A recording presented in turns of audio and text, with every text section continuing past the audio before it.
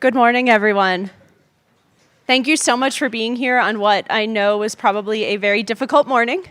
We appreciate you braving the snow, the elements, to come here today, and for everybody watching on the live stream, we'll have a lot of stuff for you as well, but you're not going to have the wonderful people and community in the room. I want to start today with thanking Connor May, who is up before me.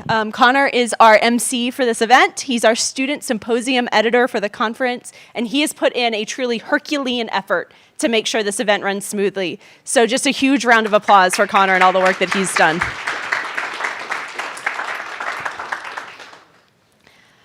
And on that note, I have a few more thank yous that I want to start the day with. First to our supporters. They're the top law firms, telecommunications and internet companies, trade organizations, and thought leaders across the technology sector. And they're what makes all of today possible. They're what makes all of what Silicon Flatirons does possible. And we are truly grateful to have you in our community. A thank you to the rest of our community, our initiative directors who are scattered throughout the room, fellows, faculty affiliates, advisory board members, students, speakers, and all of you in attendance. One of the joys of Silicon Flatirons is its ability to bring people together. At our entrepreneurial events, Brad Bernthal, who's our entrepreneurial initiative director, asks everyone to take a minute and introduce themselves to somebody nearby who they haven't met.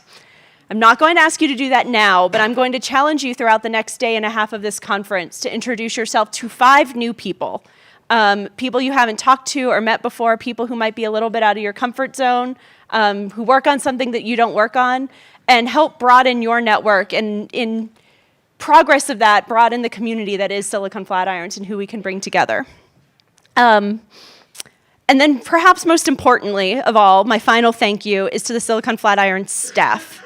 Nate, who started 2 weeks ago and has been thrown into this conference, standing right back in the back. Sarah, Heather, Vanessa, who's our events director, and Margaret from Startup Colorado are all going to be running around all day. You'll see them trying to make sure that all of you have everything that you need. So if you do see them, say a quick thank you. I know they'll appreciate it. Nearly 7 months ago, I packed into my car in Washington, D.C., threw my dog into the back seat, and drove across the country into Colorado.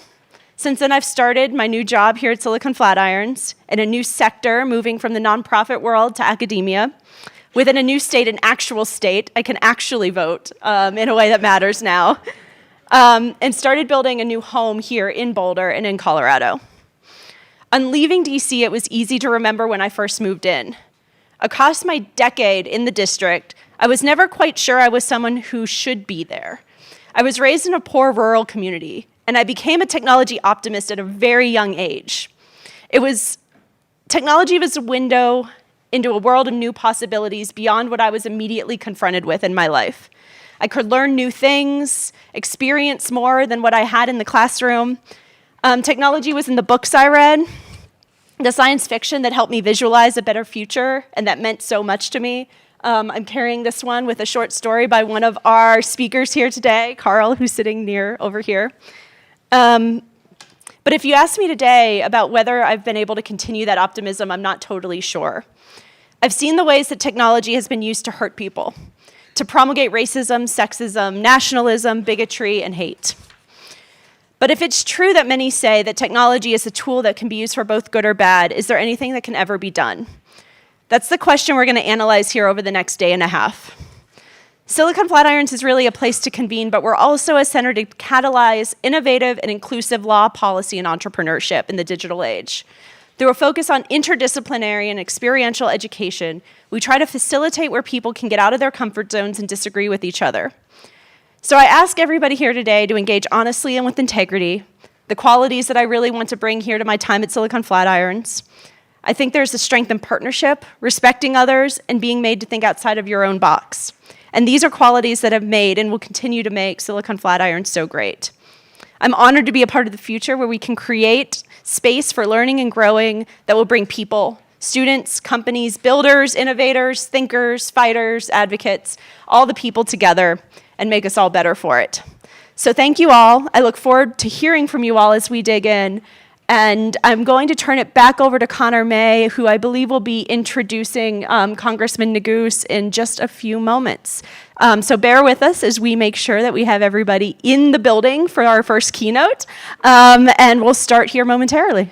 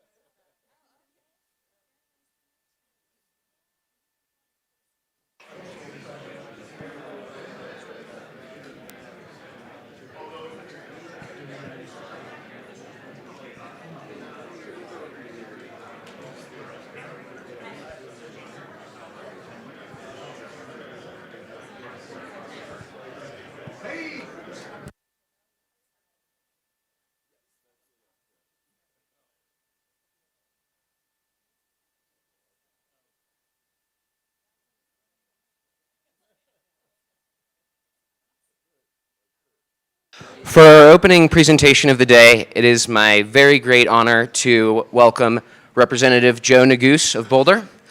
Congressman Neguse is one of the University of Colorado's most celebrated alumni. He graduated summa cum laude from CU and received his JD from this very law school. Dedicated public servant, he was appointed at the age of 31 as Executive Director of Colorado's Consumer Protection Agency. And in 2018, he was elected from the 2nd Congressional District of Colorado to the United States Congress. As Colorado's first African-American representative and as the youngest ever member of the House leadership team, Congressman Neguse sits on the House Judiciary Committee, the Natural Resources Committee, and the Select Committee on Climate Change. Today, he will be joining us for a fireside chat. His conversant will be Ms. Kay Henze of Blackstone Entrepreneurial Networks of Colorado, which was founded right here at the Silicon Flatiron Center with the support of Blackstone and Phil Weiser and Brad Feld. So without further ado, please join me in giving a very warm welcome to Congressman Neguse and Kay Henze.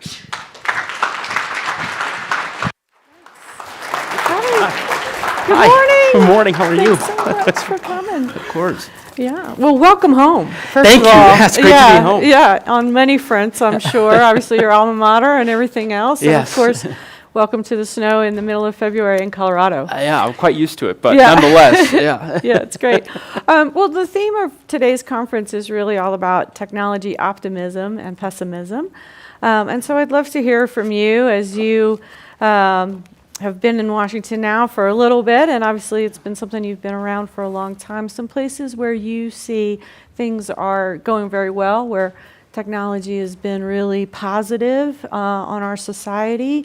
And then obviously some of the places where you see that there's some areas for improvement. I think all of us have really benefited from the changes in the last 10 years, but certainly I think some of the things we think about on a day-to-day basis have also changed. Sure. Well, first and foremost, thank you for having me, and thank you for hosting this conference. And of course, it's always great to be back to Boulder and to home, and in particular to the University of Colorado Law School, which has, of course, given me so much as a double alum of both undergrad and law school here. I'm a big fan of the Wolf Law School and appreciate all that the school does. And of course, this center has a rich history of really being involved in a number of different facets of public policy and has some rich alumnus, I should say, of its own. Of course, Phil Weiser, who I'll talk a little bit about, and I imagine has been here during the course of the weekend, but we've been able to partner in particular on some antitrust issues, and I think he's doing such a phenomenal job as the Attorney General. I suspect that my sense of both the pessimism and optimism around the development of technology is similar to your own as citizens. I think there's a lot to be optimistic about. When you look at the developments in the medical device technology space, for example, the revolutionized way in which we're developing solutions to some of the most pressing public health challenges that we face as a society, right? And developing new cures to some of the most pernicious diseases, and technology has played a big role in that development. When you look at the way in which, obviously, the access to information has just been completely revolutionized, and the barriers to information have changed. I was born in the United States, but my parents are immigrants to this country from Eritrea, a small country in East Africa. They came here as refugees nearly 40 years ago. And I think when you look at, in particular, the rest of the developing world and the way in which technology has, again, just changed the way in which societies function for the better, right, and enabling us to develop as societies, I think it's something we should be quite proud of. Now, of course, in Congress, and in particular in my role on the Judiciary Committee and as Vice Chair of the Antitrust Subcommittee, we have been focused on some of the more perhaps problematic areas associated with the development in technology and places where there is perhaps some reason to be a bit more pessimistic, I think. And of course, I imagine we'll talk a little bit about this, but the monopolization of technology in digital arenas has been problematic for a whole host of different reasons. And one can look no further than, of course, perhaps one of the most fundamental challenges that I think we face as a society and as a country, which is the way in which mass access to information and more acutely the proliferation of disinformation is impacting our democracy and the way in which we engage in the democratic process, something that me and my colleagues have been particularly focused on and have been particularly concerned about. So there's a lot to be optimistic about, but there's also some cause for concern. I think a lot about this in the context of my own family. My wife and I, we live here in Boulder County, of course, and we have an 18-month-old daughter. And, Andrea, my wife and I often talk about, kind of what the world looked like when we were growing up and just how different it's going to look for her as she gets older and older. And I still, on balance, think that the advance of technology has been a game changer in the positive column for her and for her generation and the generations that will succeed her. But it's also going to create some new challenges that we perhaps can't even fathom at this point. I don't know that I would have necessarily been able to fathom some of the challenges that we're facing today. Just to give you an example, when I ran for the University of Colorado Board of Regents, the first elected office that I sought was 2008. I was a second-year law student here at the University of Colorado, and there was no such thing as Twitter. Right. There was no such thing as Instagram. Yeah. Facebook was a new development that was not yet as pervasive as, of course, it is now in terms of its use and its impact on our daily lives. So much has changed, and I think about just in the context of that political campaign, and of course the campaigns that I have run and continue to run now as a member of Congress, and just how much it's changed the way in which I communicate with citizens and make my case to the voters. And again, there are both positives and negatives associated with those developments.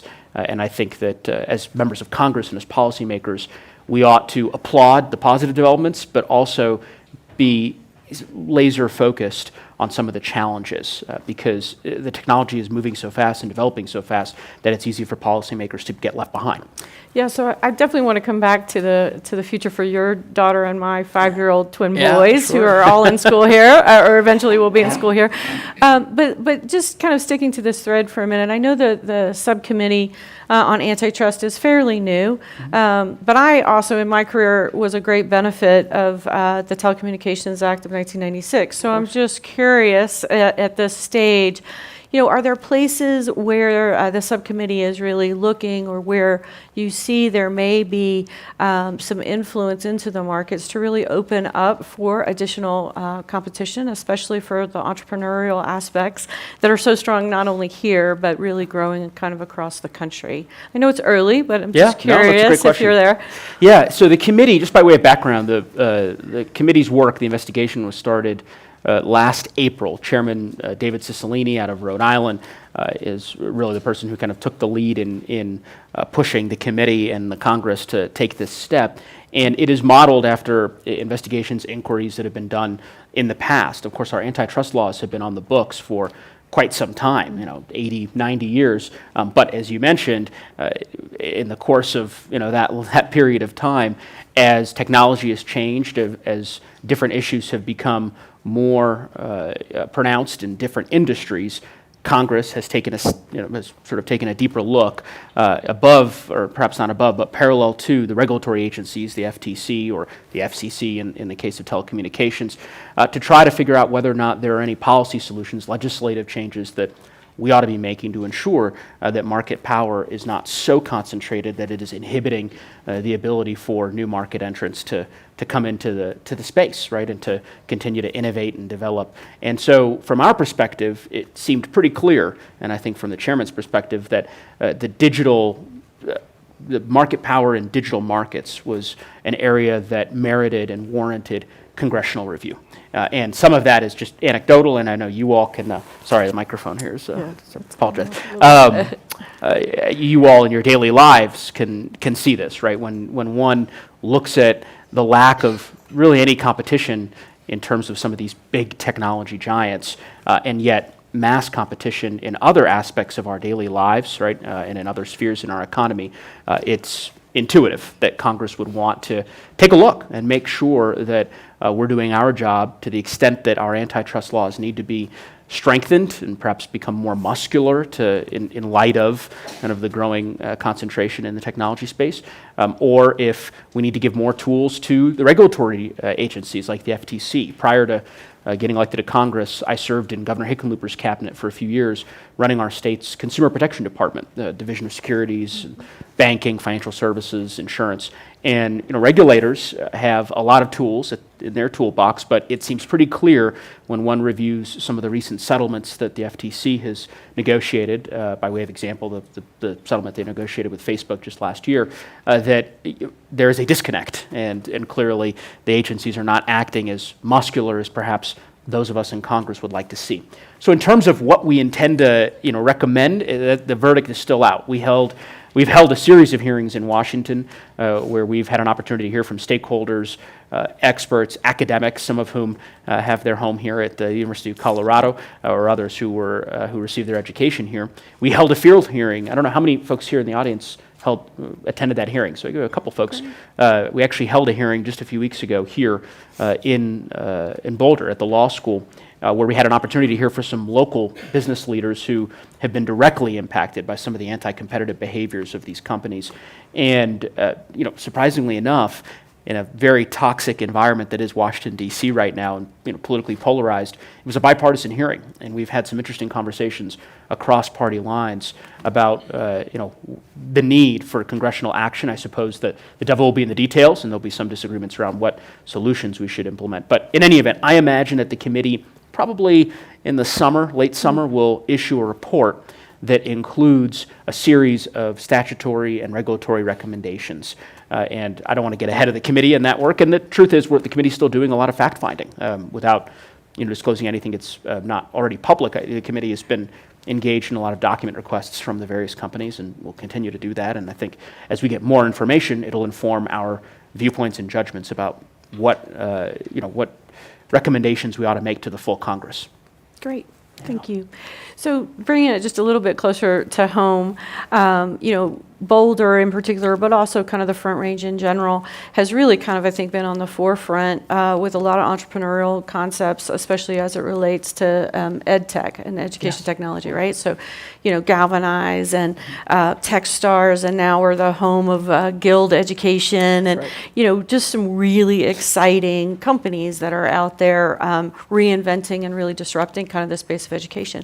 I was really surprised when it came time for me to enroll our 5-year-old twins in school in St. Vrain County School District to learn that there were only 14 of our schools, or rounding up to 25% of our schools in St. Vrain County School District are STEM.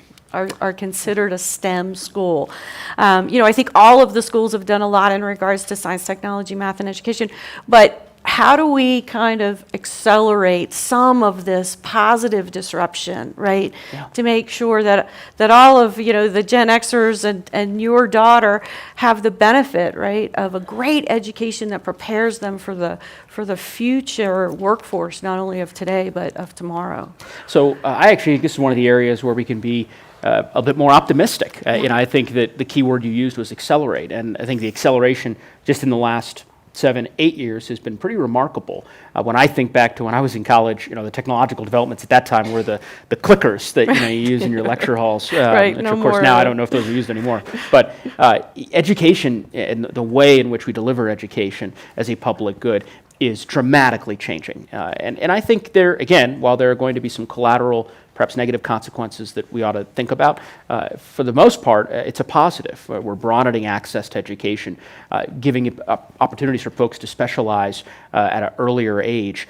Some of the companies that you mentioned, obviously many of them homegrown here in Boulder and in Colorado at large. It's very exciting and something that we ought to be proud of. I think at the federal level, the Education and Labor Committee, Chairman Bobby Scott, has been very focused on this. There's, technical education, so to speak, has been sort of the new updating apprenticeship programs and the like has been sort of a new phenomenon in Congress, and I think it's attracting support across party lines. I think the question is a matter of funding, and is the federal government willing to step up to the plate? Because of course the rest of the world is doing the same, and if you look at the way in which China and other countries are investing in career and technical expertise, it is something that we all should take stock in. So we're hopeful, actually. There's an infrastructure bill moving its way through Congress, was just announced, and the hope is that as part of that bill, one could potentially attach some new funding revenue streams so that we can have more schools that are designated as STEM schools and further broaden those programs. I will say, as we talk about the way in which education is being sort of revolutionized, K through 12 and higher education, they're in some respects different conversations, and I've often wondered, I served as a regent for 6 years, so it's a topic that I'm particularly passionate about. I think the old kind of, not old, but the conventional model, brick and mortar higher education is going to change, and it has been less, malleable to those changes. Obviously, you have MOOCs and the sort of the availability of online coursework.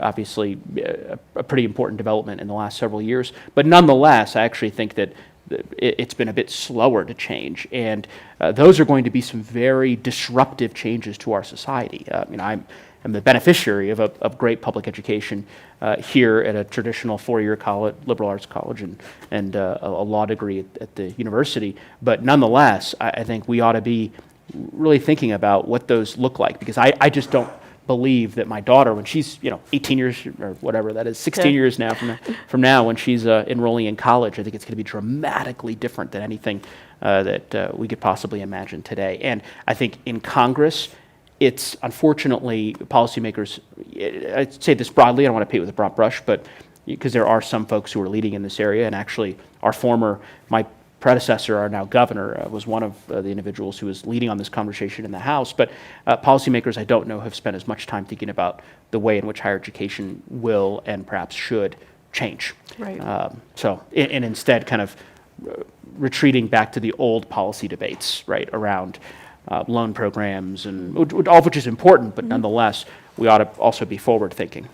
So one of the things that you mentioned in that was, the infrastructure and one of the, I think the only bipartisan comment in the State of the Union was, let's all work together to kind of get the infrastructure bill, through. And so part of that, infrastructure can have a lot of different terminologies, but in this conversation, it's really about the physical infrastructure or the wireless infrastructure that is broadband, right, that makes it possible.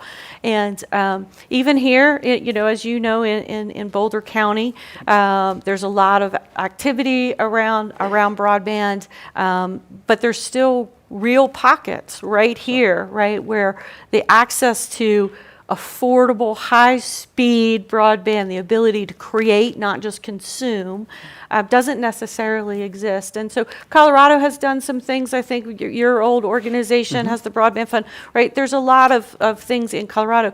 But to make a mass change at the speed in which technology is changing, right? How do we move those together at the same or a similar rapid rate of change, where today one feels to be moving much slower, right, than the technology that it has to have to support, right? You have to have the broadband to support so many of these technologies that we're talking about. One of the things that I think representing a district like mine, where I represent most of Boulder County, with the exception of Longmont, but then also all of Larimer County up to the Wyoming border, central mountain counties, so Grand County, Summit, Eagle. You all are here today in the audience, so you're not skiing up in Breckenridge or Vail or Winter Park, which I also represent.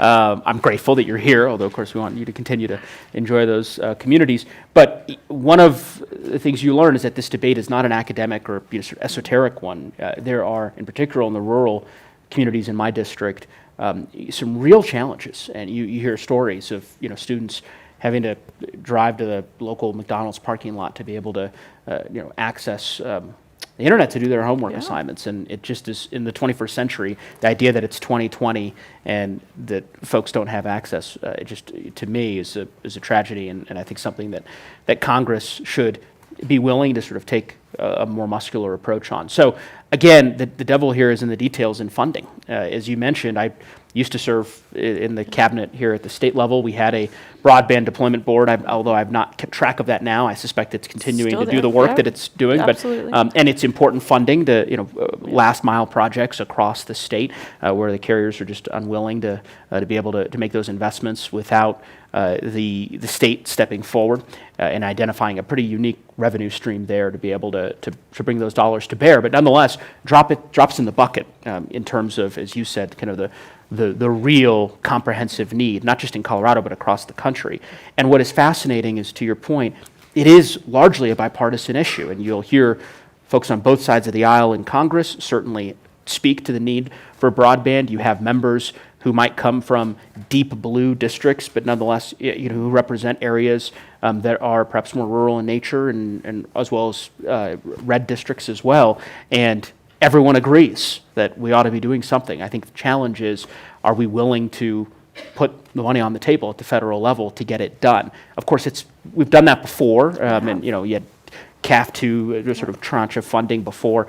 I don't know if that's going to ultimately happen. I think the infrastructure bill that I was speaking of earlier, a big component of it will be broadband, and that I certainly can assure you. But whether or not that bill makes it across both chambers and to the president's desk for his signature is an open question.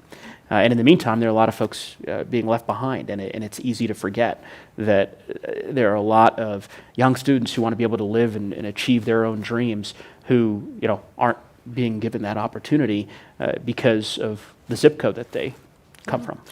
Is it obviously it was a very historical week in Washington last week, is this a glimmer of hope, or really, to ask the question in a different way, how do we move forward? How do we as a community, and how do we, in holding our elected officials accountable, move forward as a country and make sure that we continue to stay at the forefront, really, of the fourth industrial revolution, which we as a country, as a place, we've enjoyed. But how do we make sure that we're able to do that kind of in the middle of what's become a fairly divisive environment? I'd say two two ways. The first probably perhaps a little bit easier than the second.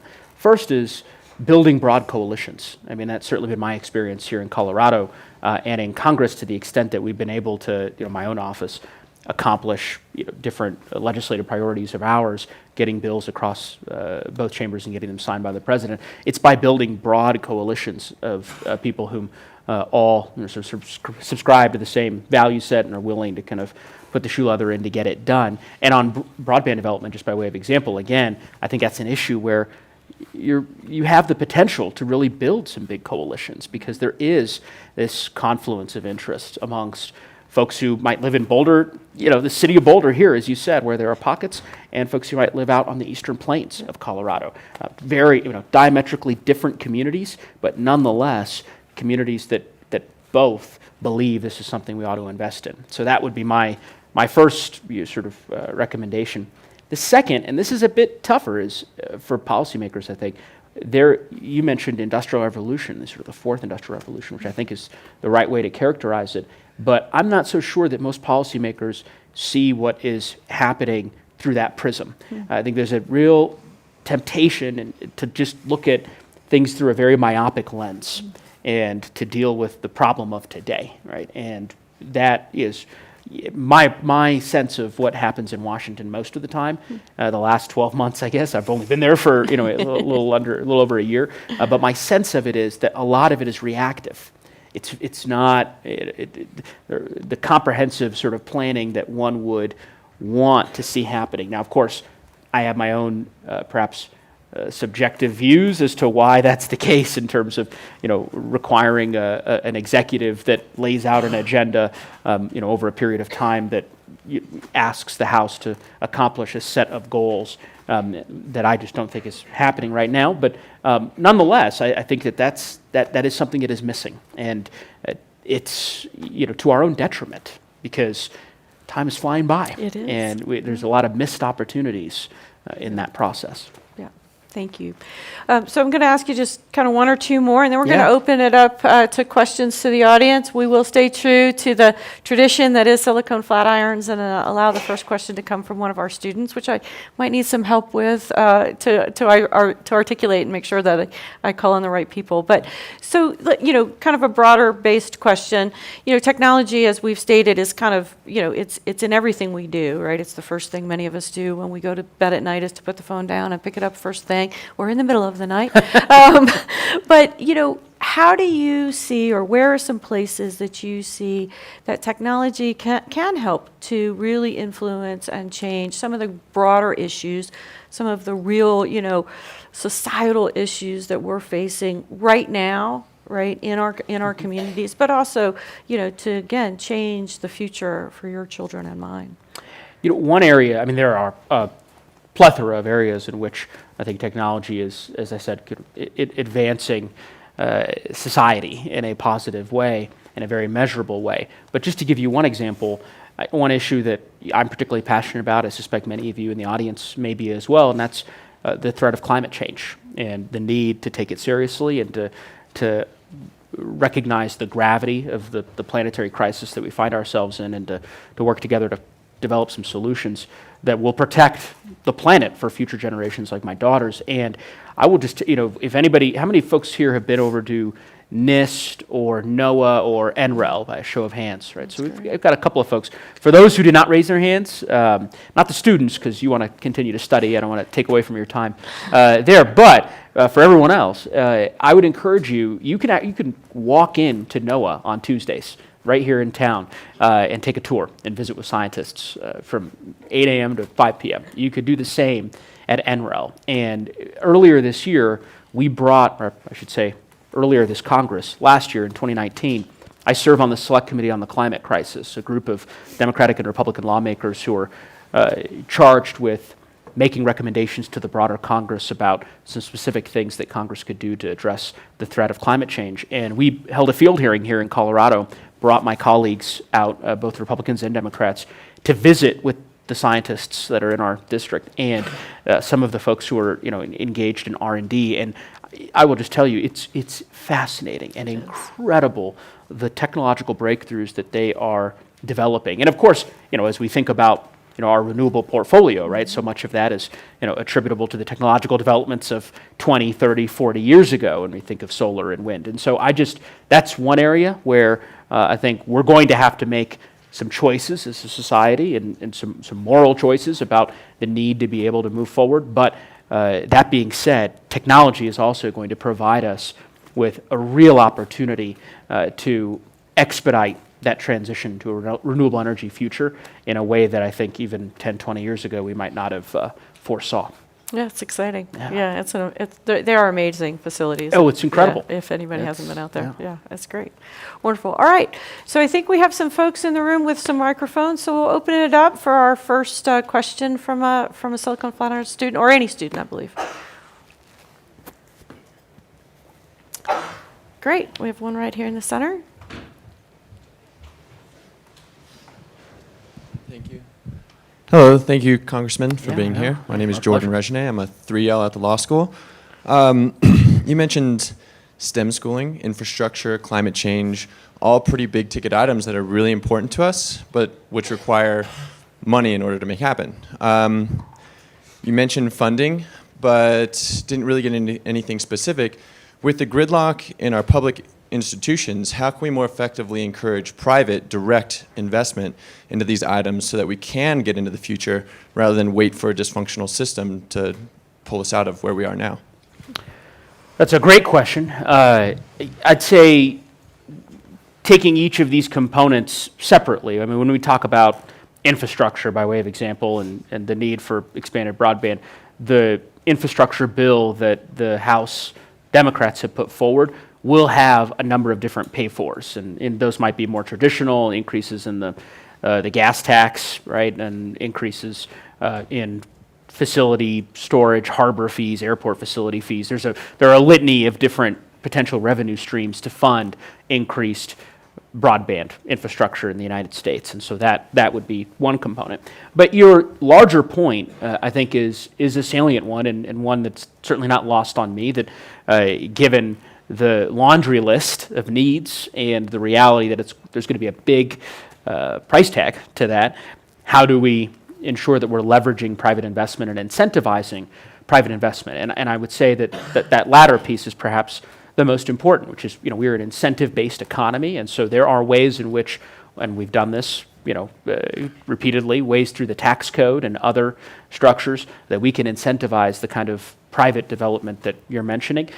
Just by way of example, we've introduced a bipartisan bill. It's a refundable R&D tax credit that would be small businesses with an average gross revenue, I think, about less than $500,000. So you're talking about very small companies in the broader sense would be eligible for this tax credit, and that would be a way in which you could try to incentivize research and development in some of these spaces, right, without necessarily doing a direct subsidy, right, in terms of federal funding. So that would be my sense. It's going to be a mix.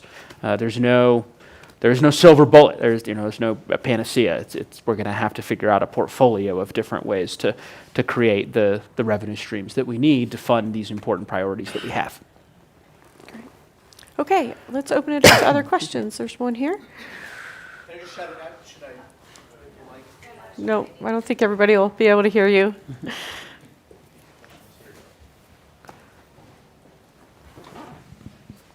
Thank you so much. One of the common themes over like a decade of Silicon Flatirons conferences has been we wish that Congress had a lot more technical depth, had a lot deeper ability to understand technology, to bake it into legislation, understand the consequences and so forth. Can you speak to what you're planning to do there? Yeah, I'm a lawyer, so I'm not. I don't know if I'm necessarily going to be the answer to your hopes on that front. Although I hope I would. But I mean, you're right. There is a complete dearth of technical expertise in the Congress. One sees that. I see it up close in committee hearings. You would be surprised at just how archaic the institution is. I mean, it's quite, well, you wouldn't be surprised, I guess, but other people might be surprised by that. I agree with you. I think that we could use more folks with technical expertise. One way, of course, to change perhaps a slight way to change that or to address that is to elect younger members to Congress. That again, not being a technical expert, but nonetheless being 35 years old and perhaps having a more direct connection to some of these technological developments impacting my daily life in the better part of the last 20 years gives me a better sense and in terms of being able to really kind of understand the scope. But you're not wrong, and I guess my encouragement would be a broader one, which is I think the framers of our Constitution, much like the framers of Colorado's Constitution, envisioned the legislature being a citizen legislature, right? A legislature where you have people from all kinds of different walks of life who have different specialties and who come into the Congress to represent their communities and to move the needle for the people that they represent, and then to transition back to doing to pursuing other passions of theirs, right? And so, from my perspective, having more engineers, having more teachers, having more young people, having a diverse mix of people in the Congress is a net positive for us, and would certainly encourage you on that front. Maybe not for this district anytime for right now, but my preference. But yeah, but yes. Very good. Okay, let's go over here.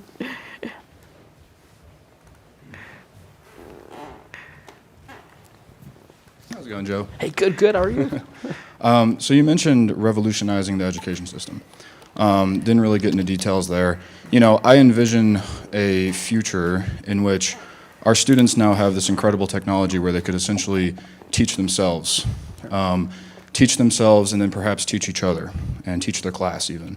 Do you think that is a format that could be helpful if we started doing that across all schools in America? That's one part. The second part is, I'm an AI ethics evangelist. That's my position here at CU.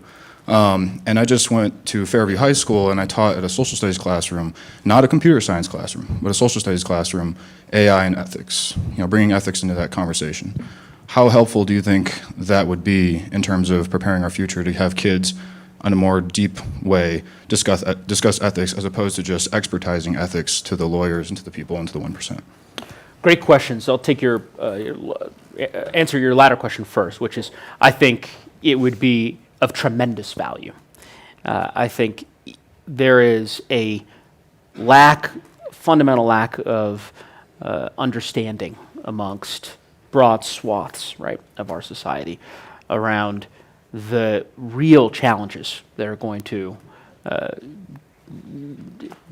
emerge as a result of AI and the ethical quandaries that as a country and as a society we're going to find ourselves grappling with. And I see some of this through the prism of some of the issues that we're dealing with today around disinformation and social media engines. We had at our field hearing that we held here a few weeks ago, we talked a lot about targeted ads and the ethics around targeted ads, the reality that in having the proliferation of targeted ads has changed the way that we interact in terms of as consumers, but also the sort of the collateral consequences from that in terms of how we interact with each other as citizens. And so I couldn't agree with you more. And in particular, having young folks learn the necessity of being able to sort of better understand those quandaries and how to resolve them and reconcile them, I would think would be really important because the most important thing that we can do is to have an informed citizenry, right, who understand as these technological developments happen that the reason you continue to see a certain post on your social media engine is because of an algorithm that's been designed with certain effect. So anyway, I agree with you on that point. Your first point about education, this goes to the point I was making earlier. I don't know what the answer is. I mean, I think we're not really having those conversations in Congress in terms of what should public higher education and private higher education for that matter, look like 10 years from now, 20 years from now. And most of the discussion we're having is about access to the existing higher education structure. which is important and which I'm passionate about, and which is what first kind of spurred my interest in public policy, was trying to make public higher education more affordable and more accessible so that folks from all different communities could be able to access it. But I worry that we're not having the conversations at the federal level about what happens when you have the availability of MOOCs sort of at large throughout society. The traditional brick and mortar colleges and universities, which are billion-dollar, and I mean, the University of Colorado is a $2 billion enterprise, right? Third largest employer in the state of Colorado. The implications for the traditional higher education model in terms of workforce and fiscal challenges and so forth, those are dramatic, and we're not really talking about them. And there's a risk there because there's always the chance for a breakthrough innovation, and maybe it's the one you mentioned, where academics decide that in fact that is a better way for, and I'm not saying that that's necessarily the case, but they decide that that's a better way for young folks to be able to learn, and it ends up revolutionizing in I don't want to say an industry, but in this case, a field that we haven't really spent much time preparing for. And a good example of this, just by the way, is the transportation network companies, right? I mean, again, I talk about when I was running for Regent 12 years ago. Forget 12 years ago, 8 years ago, there was no Uber. There was no Lyft. And I was practicing law in Denver. You want to get a ride to the airport, you're catching a cab, right? And that was not that long ago. Now I sound like one of these really old, back in my day. But it really was not that long ago. And it revolutionized the way in which we transport people, and now is starting to revolutionize the way in which we transport goods.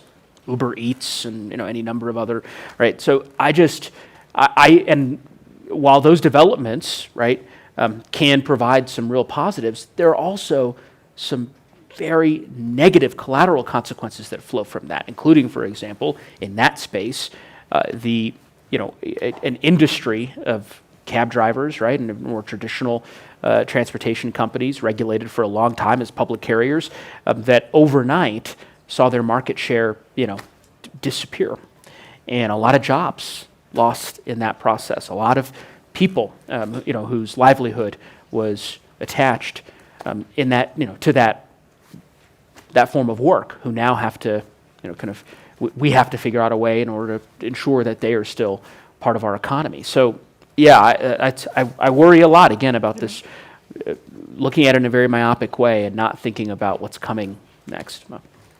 All right. So we've got time for just one more. I'm sorry, I know there's a lot of questions, but if we can just take it from this lady here, that would be great.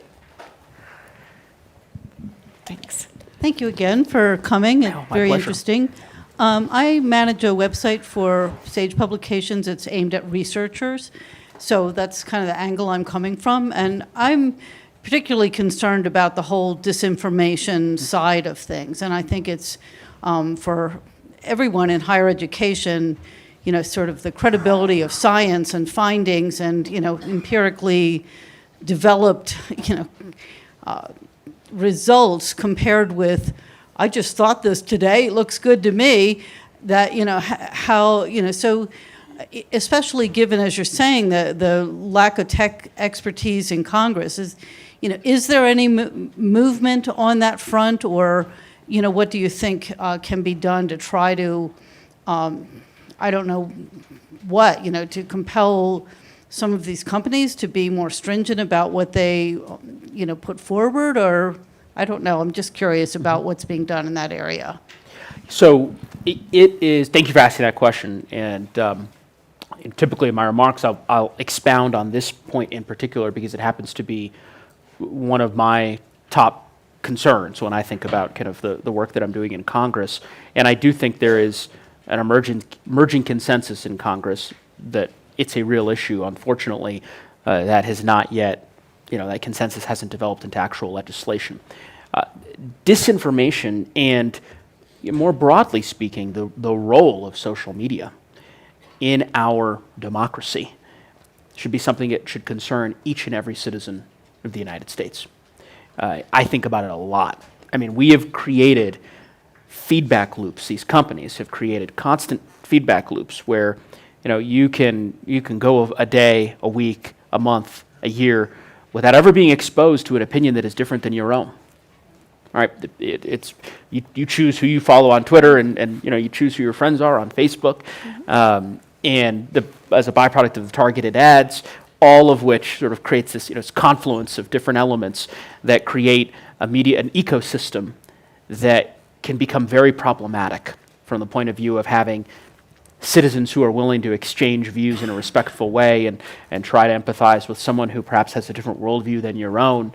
Ezra Klein has a great book that's out now that I'm reading. I haven't finished yet, but it talks a lot about this, and I believe it's called Why We're Polar. I forgot what the title is, Why We're Polarized, but it's a new book. In any event, he talks about this very issue. And then, of course, the foreign interference and the way in which foreign actors have, with nefarious motives, found ways to not just interfere in our elections. I think what's lost on some people is it's not just to influence a particular election. It's meant to sow division amongst the American people. That is the broader motive. There's a reason why many of these foreign actors, will emphasize their activities in areas that they know are deeply divisive amongst the American electorate. For example, matters of race. Right? And so I worry about it a great deal. I think, without getting on my soapbox, but I've said this publicly in hearings in Congress that Facebook, what Facebook is doing on a number of different fronts, I think is deeply problematic and creating a series of real challenges that we're now all having to address. The fact that candidates can go on to Facebook and literally publish today an ad that is completely false, and that the company has determined they see they believe they don't have any role in policing that. And I understand there are very complicated, complex First Amendment considerations that we all want to work our way through, but nonetheless, for them to just simply say, we're not touching it, I think is an abdication of responsibility. And of course, it ties back to the antitrust investigation that we were pursuing, because a company that has complete market power is going to be far more willing to abdicate that responsibility. And so the concentration of market power, the ability of social media engines to acquire different companies and over the course of time become the dominant and singular company in that space, that's going to have some ramifications, all of which we're working our way through now. Great. So, Congressman, we just want to thank you so much for your Thank time you. this morning Thank you and for for having me. sharing Appreciate it. some of your time at home with us. Yeah, Thank you. Yeah, thanks for having me.